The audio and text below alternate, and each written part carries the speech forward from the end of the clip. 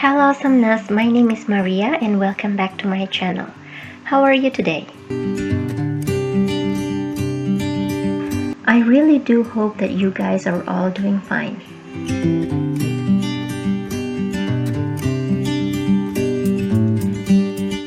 After a long while, this is the next word for my writing practice.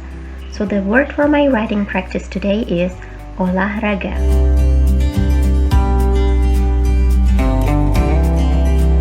The word is in Bahasa Indonesia and it means sport.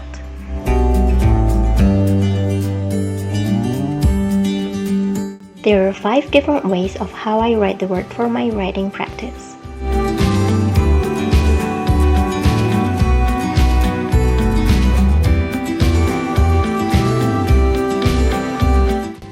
Please comment in the comment section down below how you say the same word in your language.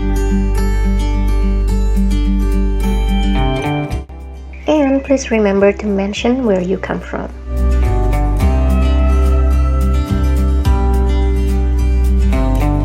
So I finished my writing practice today. I hope you liked it and I hope to see you again in my next video with P as the beginning letter. Bye guys, stay awesome. I love you.